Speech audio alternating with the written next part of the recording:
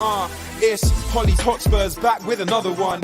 Chatting all things Tottenham, we're second to none. Special guests every time, if it's win, lose or draw. The passion is high like Harry Kane when he scores, or when Lloris makes a world-class save. We got Højbjerg running the mid every game. Settle down, stick around, share your thoughts with the panel, and make sure you're subscribing to the channel. COYS.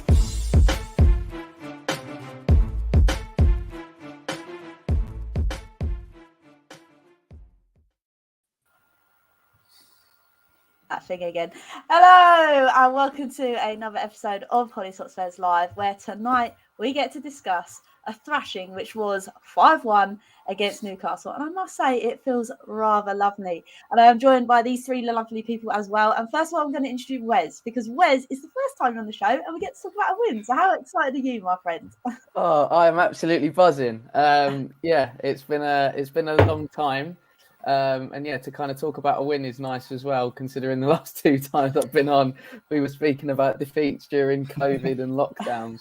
So yeah, it's nice to be on speaking positively for a change. I'm so glad it's actually happened, Wes. You know, third time lucky and all of that jazz. So there you go. Happy days. Also joining us from across the pond, and I'm so excited to welcome him back on the show, and that is Dakota. Dakota, how have you been, my friend? It's been really good. Like I was just telling you, thanks for still having me on after the World Cup draw. We're still friends for now. There'll be, 90 minutes in November when we can maybe put that to the side, but then we'll come right back and we'll be friends. So Thanks for having me on. No worries. Thank you. Like I said, it's still a bit, hit and miss whether we'll bring it home, but hopefully we will. And then, you might not want to talk to me afterwards, but we'll see how that goes. Also joining us as well, we've got Luke for Rivalry Side TV. Luke, how are you this evening? Yeah, I'm good. It was touch and go whether I was going to come on or not, but quit my job just to be on the channel. So, life is good. Plus, I realise I look like the Michelin man in this jumper because the heating bills have gone up. So no heating in my house. So just 3 jumpers on instead. I mean, it's effective. I mean, I look like I've been dragged through a hedge backwards. So, you're the Michelin man and I've been dragged through a hedge backwards. So it's a win-win. But Tottenham won, so that's all that matters. Yeah, exactly. Thanks for having me on anyway. No worries. Thank you for joining me. So, yeah, let's basically kick this off. Obviously, the lineup came out, and I don't know about you guys. I'll start with you first, Wes. We obviously saw no Reguilon. We'll get into the afters later, but how were you kind of feeling when you saw that Reguilon wasn't partaking in this game? Yeah, it's a bit of a strange one, I think, with Reggie recently. He's been very sort of in and out of the side. And I know there was calls for Davis to perhaps move into left wing back from left centre back.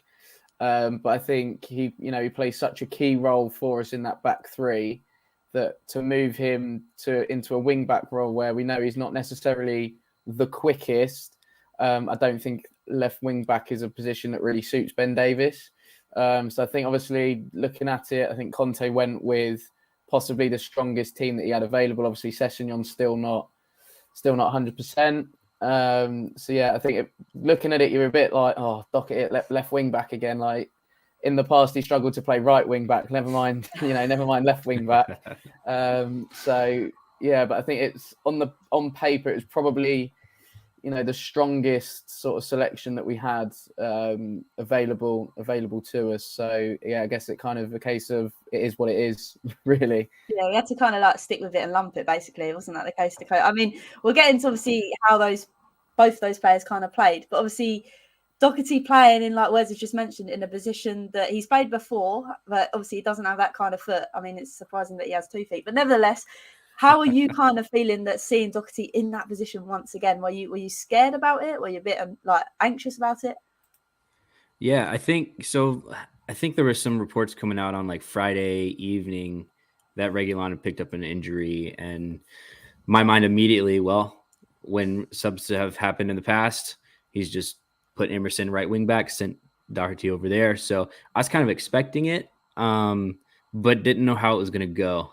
Honestly, because like Wes mentioned, Doherty's been suspect at right wing back, his comfortable position, but he's been playing out of his skin lately. And I think we need to give him some credit for that. And luckily for us, that kept happening yesterday. I think it took him a little bit to get rolling. I think it took the whole squad a little bit to get rolling, plugging some guys in who hadn't played in a minute. So glad to see that they responded well to going a goal down. and glad that Ben Davies got to keep his position.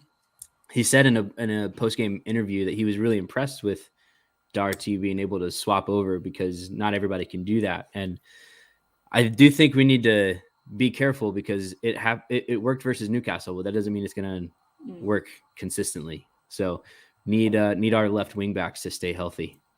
Yeah, I think that's the kind of common consensus. Like you said, it worked really well yesterday, but again, it was against Newcastle. Can they do that week in, week out? I'm not too sure. But keeping on the positives, I know obviously we've spoken about Doherty and Everton starting, but look, they didn't have pretty bad games, did they? I mean, the first half, we'll talk about that first. And I think Emerson and Decky weren't really gelling together, if that makes sense. Maybe because they haven't obviously played together in a lot of weeks. Do you reckon that was kind of the feeling for the first half of that kind of side? Yeah, potentially. I wouldn't go anywhere near by saying Emerson had a outstanding game. I think the goal kind of paves over some of the cracks in his game. But we'll go over to Matt Doherty quickly again. One thing that people forget, I saw rumors well, we should play Rodon left centre back or Davinson Sanchez, whoever, right? And then Ben Davies left wing back. But look, what you need, and Wes will take this, as a left centre back in a back three, you need someone with a left foot. That we've seen Sanchez try and play that role and get turned around, falling over in the box.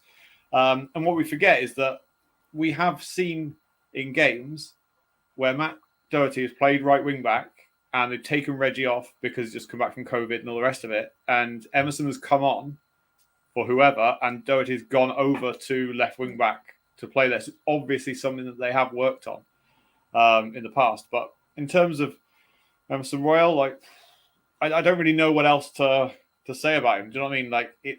He's having a difficult season. It's good for him to get on the score sheet. I think he played all right, but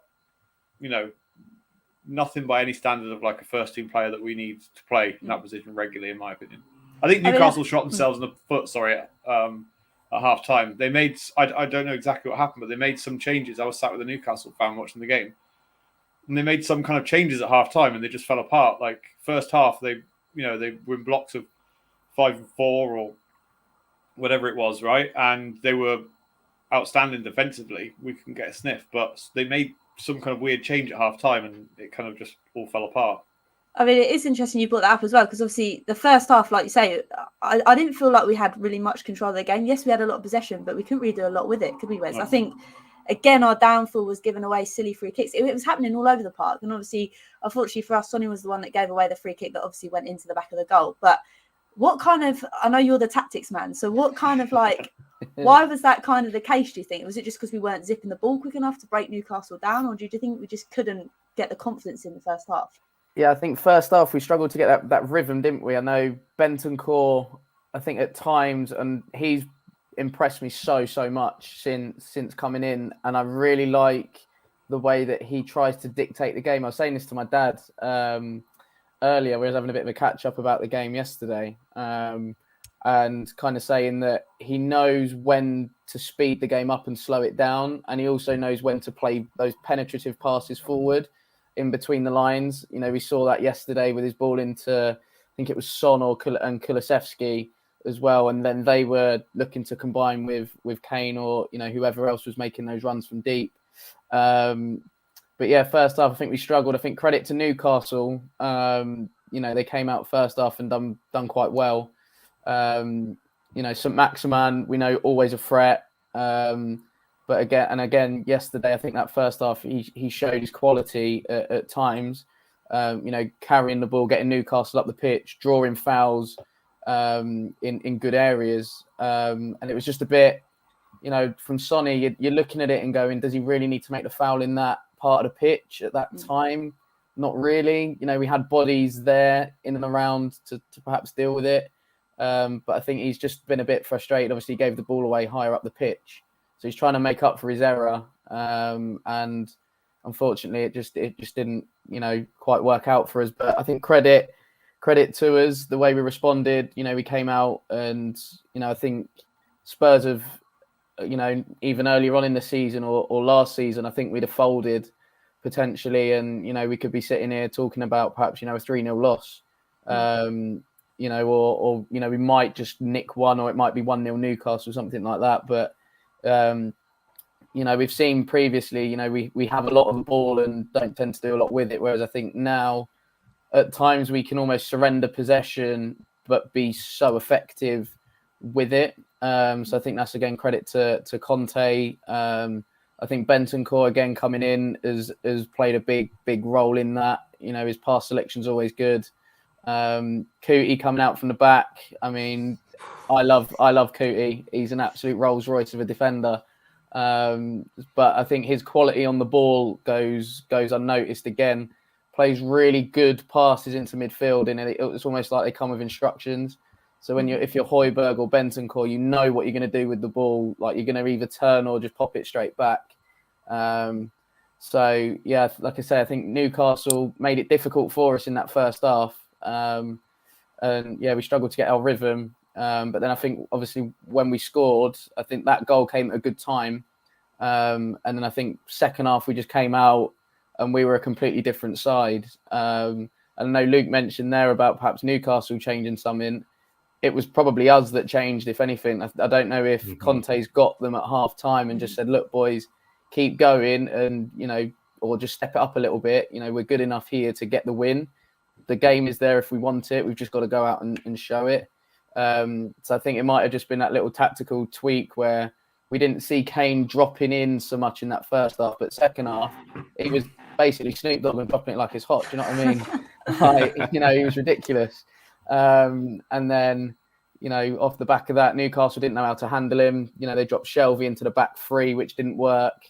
And yeah, they tried to nullify the threat and the supply line for Kane, but just didn't work, did it? They couldn't stop it. They couldn't stop it. That was the thing. Kane's so clever, and he picks up these pockets of space, and he drags defenders into areas that they don't want to go into. As a centre half, are you going to go into that area and leave yourself exposed in behind for Son or Kulusevski to run in behind you, or are you going to sit and drop off and then just allow Harry Kane time and space on the ball? Yeah. It's mad, isn't it? Yeah, we know his quality on the ball as well. Even Carragher said yesterday he's as good a passer of the ball in the league as anybody. So, you got a real dilemma there, and I think that's why they tried to drop Shelvey in there. But like I say, it was one of those things that just didn't really happen for Newcastle, and luckily for us, it didn't happen really. No, I mean, sorry, it was a great breakdown of kind of the, like I said, I could never be that tactical in being able to break it down the way you have. But just going back quickly, obviously, to the free kick that happened, Dakota. Now, there's lots of talk that Hugo could have done better, but if you watch his angle, I don't know whether you could actually see it, because I think it was Chris Wood that was kind of was it Chris Wood that was kind of in the way, wasn't he? So what are your kind of takes on, obviously, the free kick? Could have Lloris done better? Do you think he's a bit down on himself, or do you think it was just one of those that was a bizarre scenario where that player's just in his eye line? Right. Honestly, looking at his point of view, I think he does well to get a hand on it. Even I don't think he probably sees the ball until it's past the wall, and then he's got 6 yards, 7 yards to make a play on it, and he's able to get a hand on it. And if he sees it a yard or two earlier, it's probably pushed on the other side of the post. So, yeah, I think it was just kind of an unlucky scenario where a guy was in his line of sight, and we still have a keeper who's good enough to get a hand on that ball. I don't know how many other keepers are going to even get that close to saving it. So, kind of an unfortunate scenario from a really difficult spot to defend a free kick, because if you've got a good free kick taker, which Newcastle does, the option, they can go wherever in the goal. So I think Lloris did as well as he could have, and we don't need to be too harsh on him for the goal. Just a good shot from an unfortunate position, give away a free kick. That's the thing, though, when we don't have a free kick taker that can do the business, when you see someone against the opposition that can do it against our keeper, I suppose the keeper is the first one you kind of point to. But like we've already said, it could have been absolutely avoidable if we decided not to give away silly free kicks. So I like your kind of take on it, Dakota, the fact that I don't think we should give Hugo too much slack if that's the case. But Luke, I'll come to you because obviously we've spoken about it. We needed a reply, and a reply happened in it. What an amazing move. And I mean, the man that we all said shouldn't be moved from left centre back got his head on the ball to get it in the back of the net. I know. What's the chances of Ben Davis getting his head on that and scoring? But quickly going back to that free kick. Going back to that free kick. Sorry, every time I hear someone talk, I think I want to say something, and then you change the question whenever you come to me. That's right. So, to me, right, Hugo Lloris makes one step to the right deliberately because any free kick taker in that position is going over the wall, so he has to take a step to the right. I think, right? Wes isn't convinced. The second thing is that Chris Wood is stood there deliberately for that reason, right? So effectively, Lloris thinks it's going that way. Then he realizes it's not. So there's already one step to the right. So he's one step away from it. Then Chris Wood is positioned there deliberately because the ball's going that way, and he just moves out of the way. I think Lloris should do better. Honestly, I think he should do better from there. In my opinion, controversial. Yeah, I don't think Fabian Schär should be scoring a free kick against anyone. To be completely honest, 4 shots have been fired, quite literally. Jeez. But anyway, what I don't really understand, right? And I'm going off on a tangent now. Is like, why on earth Spurs need to go 1-0 down before they can do anything? Like before, it's happened many times before, and Wes said sometimes we would fold under that. That is correct, but there has been a few times in the past where we've gone 1-0 down and then we kind of kickstart and think, oh shit, we're actually in the middle of a match here. And then we go down the other end pretty much immediately and score. Like, it just blows my mind how that happens. But yeah. I think it's a little bit skewed because we had 8 shots in the first half. We had 65% possession in the first half. We had played 309 passes in the first half. So we were all over. No, I just off the top of my head. Yeah. We were all over Newcastle. So from my perspective, their goal was very much against the run of play, and they didn't necessarily deserve their goal. We deserved ours. And I think that played out very much in the second half. We got 4 more. They barely sniffed the net.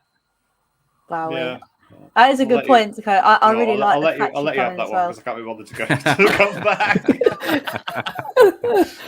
Oh dear. I was going to say, that's why I need you, Dakota, for your stats and your facts, because I have not got a clue. But what you've just said kind of like puts it down to perspective. The fact that, yes, okay, we did a silly tackle, a foul that's caused that free kick. But actually, we've had a pretty green of the grass. We just didn't decide really to hit the target on many of those occasions. Well, we aren't any good with possession, are we? Let's be honest. We're much better when we have 30, 35, 40% possession than just kill teams on the counter-attack, which is what happened in the second half. Having the ball and having shots. I don't know where these shots were taken. I can't remember for the life of me what went down the first half because it was the most boring first half I've seen. But, those, going back to what you asked about Wes, like those, we discussed it before, Hollie, those man-to-man passes that just go across the line and Newcastle just shuffle across and then it goes back again and they shuffle across. We play balls straight through to Kane or Son to try and flick it around the corner. But when they're marking and defending so deep, we can't do anything about that. I think, do you know what? I think, we did well to get in 1-1. And a Spurs team of the past would have gone 1-0 down and been... It would have been the same. Yeah, it would have been down at half-time, to be honest. And that's the thing. I mean, Darren's put here in the chat, if you told me that Davies, Doherty and Emerson Royal will score the crucial goals in a 5-1 win and Kane does not score, I would say stop dreaming. I mean, it is really surreal to sit here and think, isn't it, Wes, that I know we've touched on it slightly, but Kane was the man holding the strings yesterday, wasn't he? I mean, we've seen it in so many games, but like yesterday was just mesmerising how you just ping a pass out from anywhere and can find the man he wants. Yeah, I mean, we know obviously Kane has started to add that more so into his game in the last couple of years or so. But I mean, the cross for Doherty's goal is an absolute dream. It's begging to be put in the back of the net. Same with Son's one, to be fair, on Davis's goal. Again, I think Defoe mentioned it yesterday. He said that cross is absolute quality and all it needs is a touch. Could come from anybody. And chances are, again, if you get that touch, it goes in the net. And it's nice, I think, as well to see the 2 wing backs getting in on the act, obviously with the scoring. And then I think obviously did Doherty assist Emerson as well? I want to say he did, but obviously again that link up play between the wing backs, because we know in a Conte team how vital the wing backs are. But yeah, I mean, it's crazy to see 3 players actually who don't always get the credit they deserve from fans, because their performances can be really, really up and down. But I think credit to at least Davis and Doherty, they've been quite solid since Conte's come in. Davis especially, I don't remember him really putting a foot wrong. No. Doherty's had a turn of fortunes. He looks like a footballer again. We couldn't have said that not so long ago. Emerson's the one that's been probably the most disappointing, I think, out of the buys that we've had. But yeah, obviously that goal might give him a bit more confidence now. He might want to kick. He might hopefully kick on a little bit, and we can start to see glimpses or a little bit more of the player that ended up at Barcelona, albeit for best part of a month. But yeah, obviously if Barcelona got the t-shirt though. Yeah, I mean, if Barcelona come calling for you, I think at any point, you can't be that bad of a footballer. I know they've had some dodgy transfer dealings in the past, but like I say, certainly in the last sort of 10, 15 years, if Barcelona come calling for you, then you've got to have something obviously about you. But obviously we've just not seen it yet from Emerson. But fingers crossed, like I say, that we can get something out of him moving forwards. I mean, if anyone's going to do it, it's going to be Conte. You'd like to think, wouldn't it, Dakota? I'm gonna just stick on the comment of Conte, because I think he said something yesterday, and he was like, "We've got 8 games left, and they're 8 finals." And obviously, I'm going to bring up top 4 because obviously the Scum play tonight against Palace, and that will be a big game for us. And they have also announced, as this geezer keeps putting in my chat, that the fact that I've seen that already about 3 times. And there's another one up here that you put in about, obviously it's been changed, the North London derby to May the 12th. Now on Friday when I have to get up for work, I'm not going to be a happy bunny, but nevertheless, Dakota, do you think what Conte has said, in the sense that we've got 8 games left, 8 finals, do you think the sense of a winning mentality is finally forming within this Tottenham squad, or do you think it's too soon to really say? Yeah, I think he's been saying that for a couple of weeks now, and I think as Spurs fans, when we hear the words cup final, we cringe a little bit. Mm-hmm. But these players don't really seem to be doing that. We've got the most points from losing positions of anybody in the Premier League this year, which is a testament, I think, to Antonio Conte's ability to push these players beyond their normal. I would say, what is it, like half of this squad is the same squad as it was 3-4 years ago. Mm-hmm. And I was really happy with the January window, because even though we didn't bring in a lot of talent, it was very clear to me that we were making space and we were getting the people out of the club that Antonio Conte had identified as people who are going to hold the rest of the team back, or a young promising player who's not ready to play in the Premier League in Bryan Gil.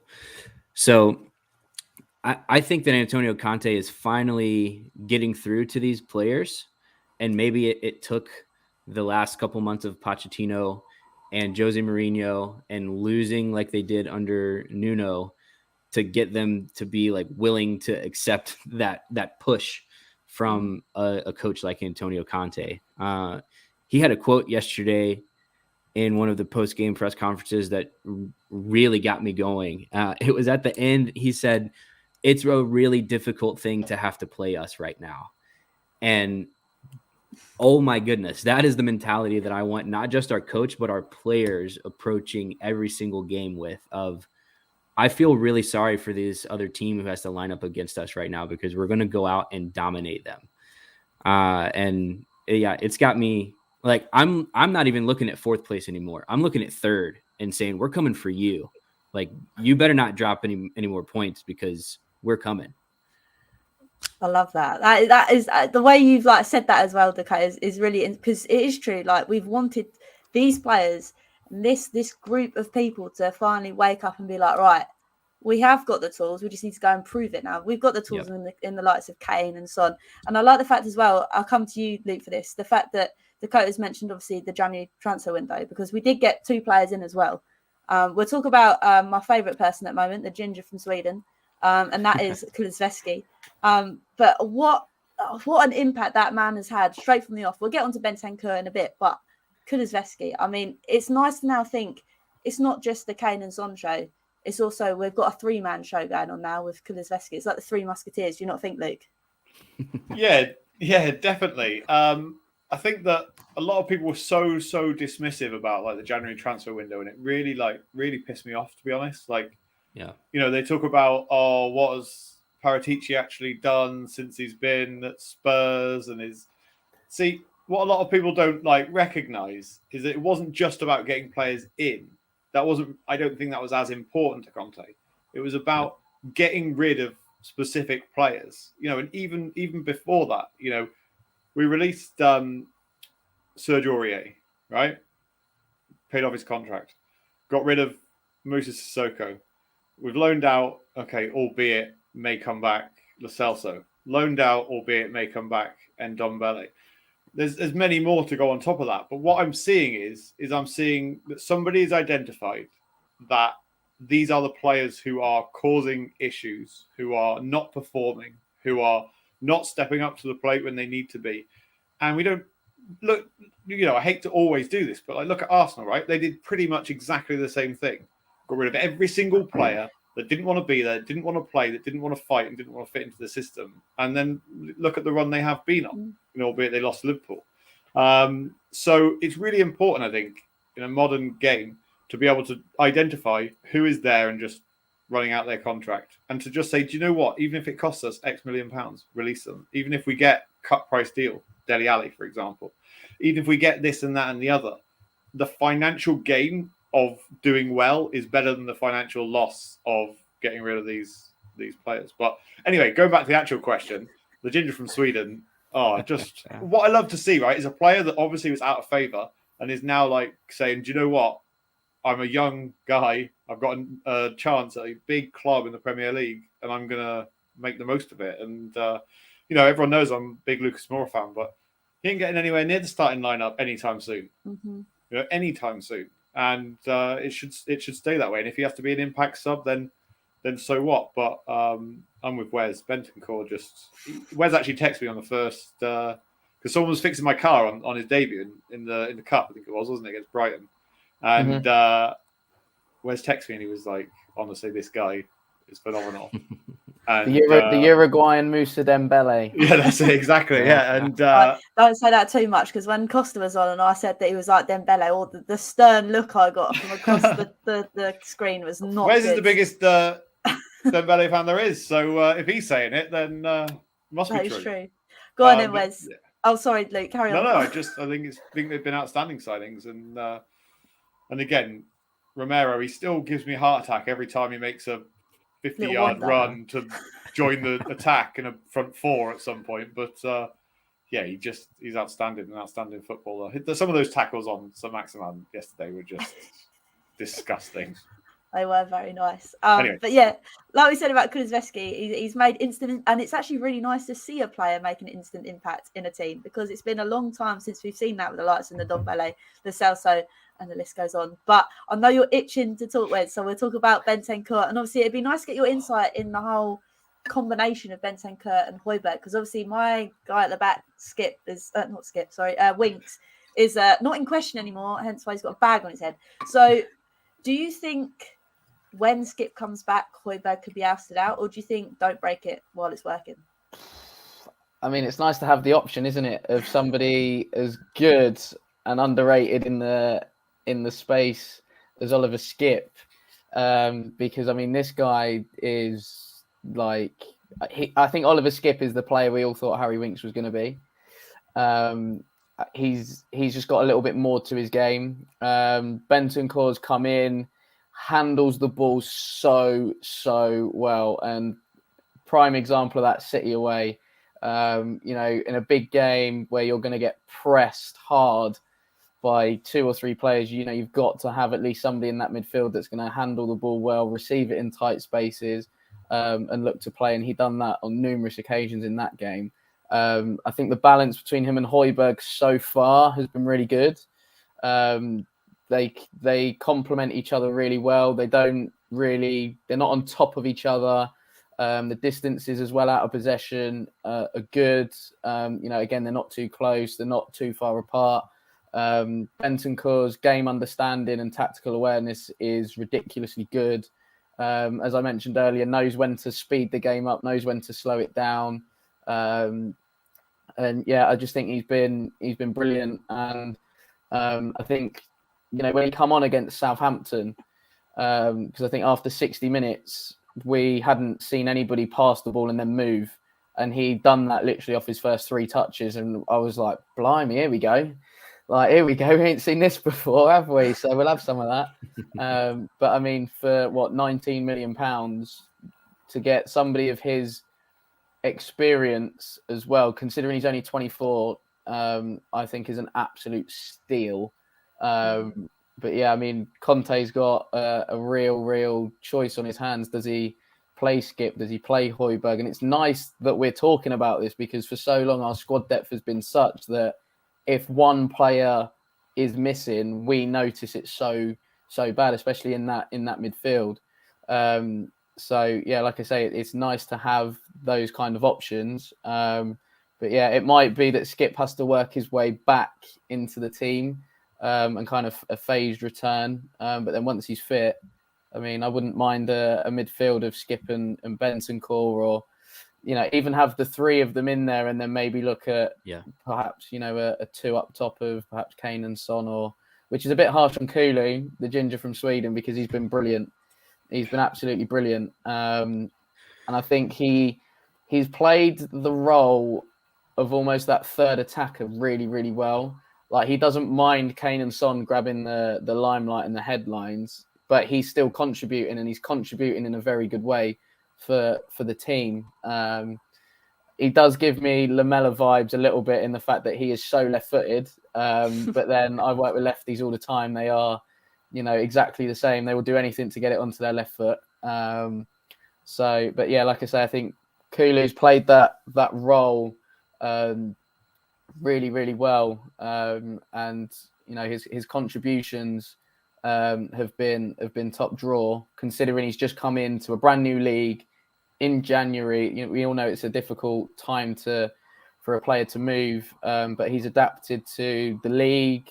Looks like he's adapted to England and the culture really, really quickly. So, I think fingers crossed we can obviously make that deal a permanent one. Looking at it, I think the club will probably do that anyway. The same with Romero. Financially, with Kulu, it's a steal, isn't it? I think it ends up being like 30 million or something. And again, for somebody, I think it's like paid over 5 years. Sorry to interrupt you. Yeah. From what I read, paid over 5 years is like a no-brainer. It's like peanuts, isn't it? Yeah. So I mean, if things go well, that's a player we've got for 10 years at the very least. So 30 million over 10 years. You look at it that way, and you go, yeah, we'll have some of that. Yeah, I mean, like I said, it's so nice to be talking about these players that have instantly done the business, shall we say. But Dakota, I saw you waving your head at the fact of the thoughts of bringing Skiffy straight in with Bentancur. So what's your kind of take? Are you just pleased with Højbjerg and Bentancur? Do you not want to unsettle it?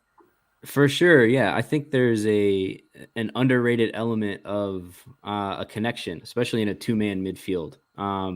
To not even have to verbally communicate, I'm going to be here, I need you to cover this space. And it seems like, as my friend Shuban calls him, rodders, and Højbjerg kind of have that already. You saw it when Winks came on yesterday. He and Højbjerg find themselves in the same exact position so often that it's a problem. And you rarely see that with Bentancur and Højbjerg. So I think it would be kind of risky to kind of mess with that. I do think, however, late in a game when you're defending a lead, being able to bring on Skip for Kulusevski and play those 3 in midfield with Son and Kane up top, or if it's past the 80th minute, Kane and Bergwijn up top, because that's when Son's been coming off for the last like 2 months.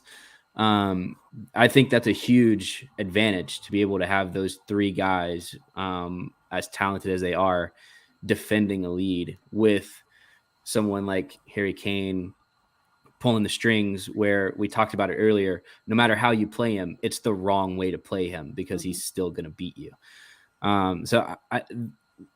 Depth has been our biggest issue for the last few years, and it seems like we are slowly working our way to that being less and less of an issue, which is good because our excuses for not succeeding and not winning things are the list is just getting crossed out. It's nice. So like you say, hopefully soon we'll have a nice trophy to go with it after we've crossed everything out. But like you said, it's been a slow process, but to finally see it being put into action, put into motion, it is a really nice feeling. And I'm glad as well, Dakota, you mentioned Bergwijn, because Bergwijn once again came on yesterday, and once again Luke scored, didn't he? And on fire. I think it kind of leads me on to my next point as well, which will be, does he get in over Kulusevski? He doesn't, does he? And I know Lucas is your biggest mate as well, but it just doesn't happen. What has he got to do to get in front of him? And that's the thing. I don't think he ever will be able to. Jumping on to... Sorry, I'm going back to the other point. Every time. The point on Skip and Bentancur, I think that's what we'll see next season. Yeah, in my opinion.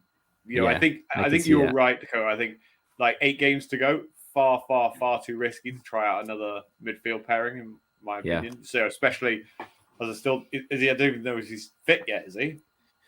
No, exactly. Yeah. So it would be madness to even try that. So I think like for the remainder of this season, that's what we'll see. But I think with pre-season and everything else, that would be in my opinion, be a tasty like young pairing in midfield as well to see. And I think you both are right.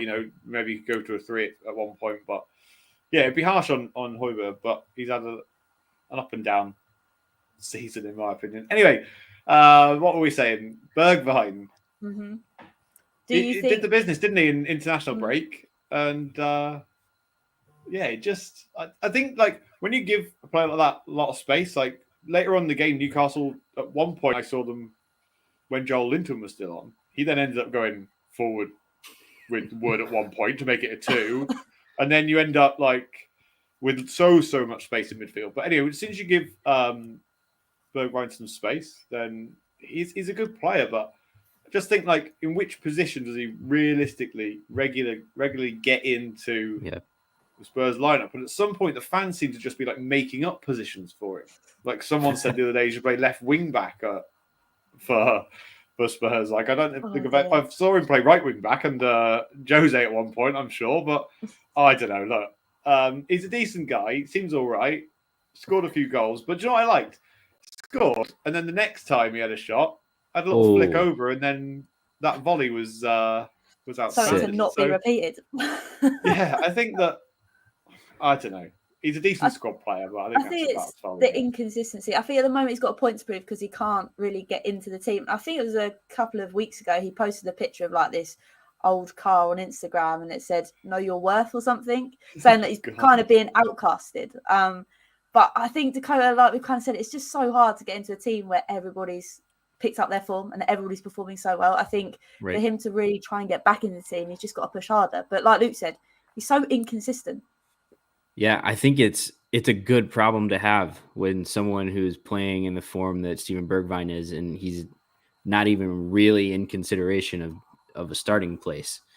We heard someone ask Conte about Steven Bergwijn getting minutes and before this match, and he said Bergwijn's a good player. He's really versatile for us, and he just needs to play with more confidence. Mm-hmm. And to Luke's point, that volley that he hit after the first goal, you don't even try that unless you have some confidence. So a confident Bergwijn who can come off the bench at 70, 75 minutes and run at tired legs is an invaluable place in the squad, in my opinion. And it's really funny that we're talking about all these players, but it's true, we haven't had depth, and now we've got depth, and I'm still finding things to moan about. But I suppose that's when you want your club to do more, isn't it? And I think, like we've kind of all spoken about, I think we're slowly getting to that stage now. But that does leave these 8 last games, I think, now that they've rescheduled, obviously, the North London derby. Before we get into the North London derby, Wes, I come to you, because next up, we do have Villa. Now, they have previously lost to Wolves, Arsenal, and West Ham. So when you're seeing the opposition they've kind of played, you're thinking to yourself, all right, okay, we need to get these points against these guys, don't we, really? Yeah, but Dr. Tottenham might have to pay a visit. It's a sticky one, isn't it? Yeah, I was speaking to someone about Villa, and I think it's a harder game than people think and people realise. Gerrard will be looking for a reaction from the players. I mean, he was kind of like that as a player himself. Would be one to try and drag people through.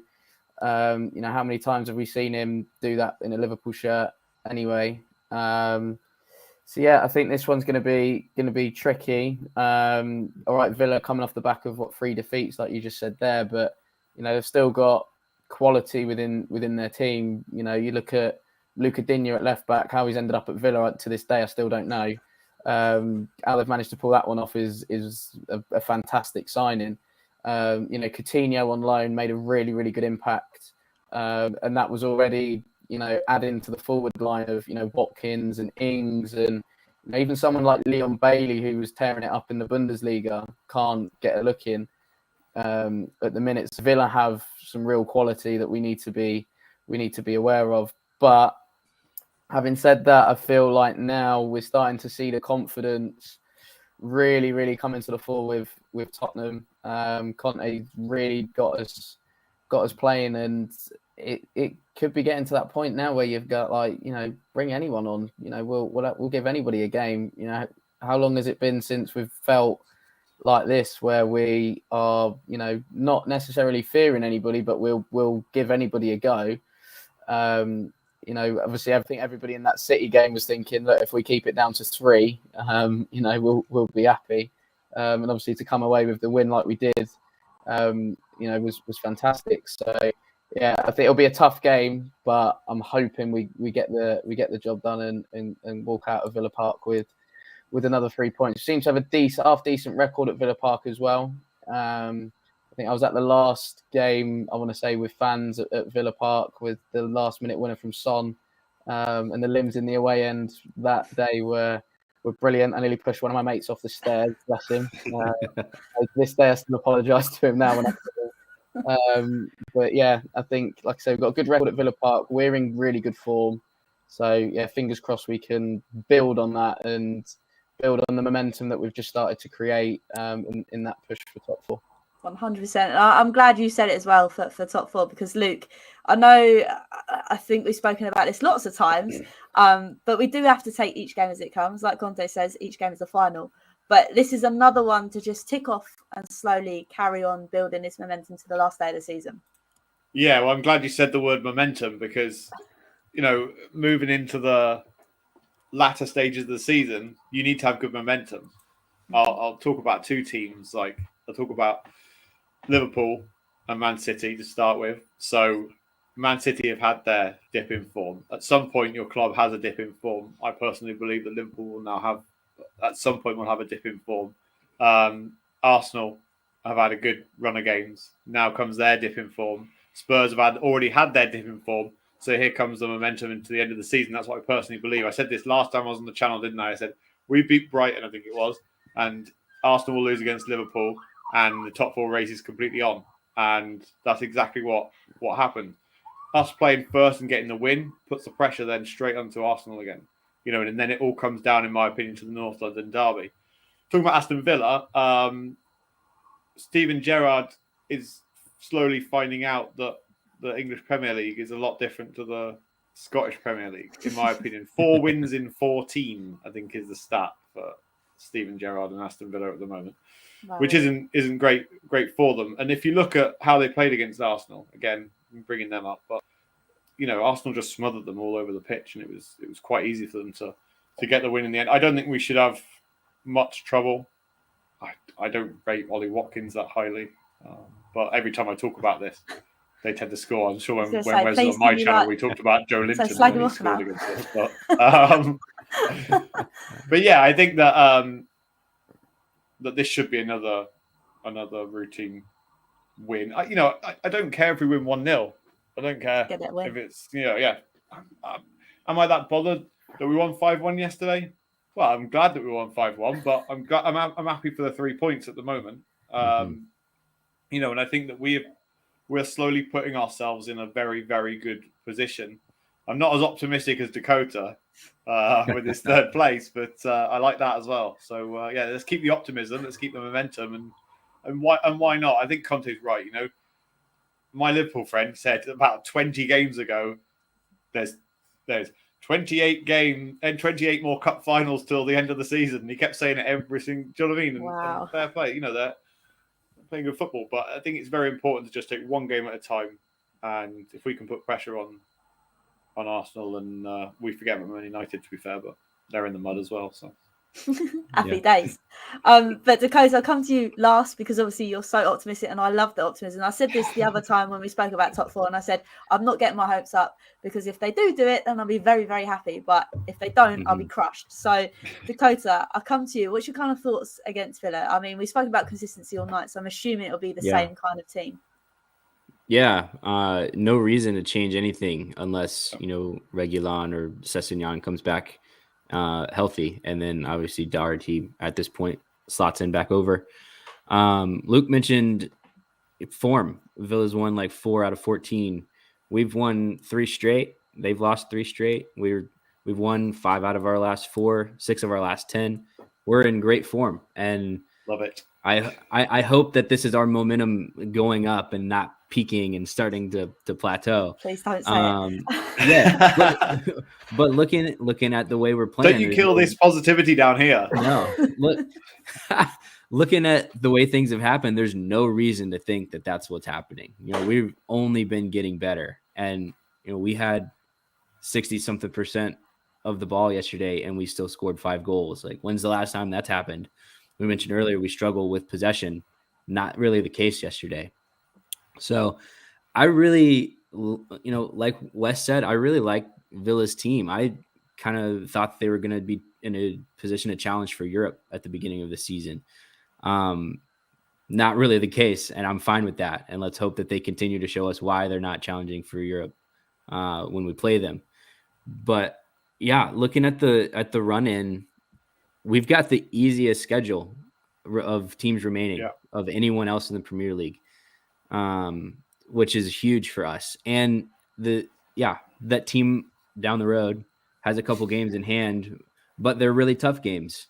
One of them is us and the other is Chelsea. So no reason to not be confident, in my opinion. That's I'm optimistic all the time for everything, but the data says that we should be confident. So I'm going to push that. Let's not forget they've still got Man United and West Ham as well. And let's go. Yeah, but you said United are in the mud, Luke. So how's that going to Oh dear. But no, it is true. I should be optimistic, but I just know every time I am, they crush me. So I'm just going to not say anything on the matter and just leave it. But no, what you've all said, it shows that the data doesn't lie. So we should stick to the data and be able to go on and beat Villa and carry on through the rest of the remaining games of this season. Because let's be honest, I think if you were to say to me at the start of the season we could be at top 4 towards the end of the season, I would have laughed at you. Obviously, seeing Nuno come in, I wasn't too pleased about it. So the fact that we've turned the page and we've started to make this new chapter in the book, which will hopefully turn into the next series next season when we can push on to win silverware, because I think that's what we all want. We all kind of need. I think that kind of wraps everything up for tonight. I mean, talk about win, talk about top 4. What more could you want? We'll go around the circle and say where we can find each other. So, Wes, where can everybody find you doing your thing? Yeah, on Twitter at Wezo10, literally a Moussa Dembele fan account at this point. Could be a Bentancur fan account by the end, who knows. And yeah, on Instagram at Wezo32, you'll probably see me just posting pictures of me at Spurs games. Most of the time, tend to go as often as I can. Enjoy kind of following Spurs up and down the country pretty much. And then I run my own football coaching business in the Milton Keynes area, Deli Alley country, as it once was, but he's left now. Can't really use that one. So at WM32 Football across all social media platforms for that: Facebook, Twitter, Instagram, TikTok, and YouTube as well. Love it. Thank you, Wes, again for joining me. And like I say, I'm so glad we've managed to speak about a win tonight for you. So that's a good thing. So make sure you go check out Wes and Dakota. Where can everybody find you doing your thing as well? Yeah, you can find me Twitter, Instagram at Dakota J Booth right here. That's my email too, if you want to email me for any reason. Don't tell me. I'm not gonna give you my phone number though. I'm gonna keep that to myself. I also have a podcast with some of my mates. It's called the Tottenham Depot, at Tottenham Depot on Twitter. If you want to hear some Americans give their point of view of this club that we all love, head over there. You find us wherever you listen to podcasts, Spotify, Apple Podcasts, all that good stuff. Love it. Thank you so much again for Dakota joining. And I promise this time I won't wait so long to get you on again. So thank you again for joining me. And Luke, where can everybody find you doing your thing as well, my friend? Yeah, perfect. I was just wasn't not paying attention. I was just following Dakota on all of his socials. So that's that bit done out of the way, because otherwise I forget. Otherwise, no, you can catch me at Rivalry Side TV on Twitter, YouTube. We've got a new show every Wednesday-ish. It changes every week, but should be Wednesday this week. It's called the North London Lowdown, and it's Tottenham and Arsenal fans talking about everything North London. So it should be spicy coming to the latter end of the season. But yeah, if you want to also follow me on Twitter, it's Luke_RATV. But don't forget to subscribe to everybody else around this square. Don't forget to subscribe to Hollie's channel, become a member, pay a load of money. I mean, retire Hollie from teaching. Yes, yeah, exactly. Actually, that's a good point. Yeah, that could be my new campaign. Actually, yeah, I like that, Dakota. Cheers, mate. Thanks to everybody else as well in the chat tonight. Like I said, I shouldn't keep saying this, but I am getting used to bringing up everybody's comments. Like I say, if there's a point being made, I try and drag out the ones that are relevant. But thank you to everyone that's joined in today, and to the members that have popped in and said hello. I do really appreciate it. And like I say, go follow these guys on all of their thing as well, because we're all Spurs. And I guess, Hollie's Hotspurs will be back next week with more guests and hopefully another win to discuss. But until next time, come on, you Spurs.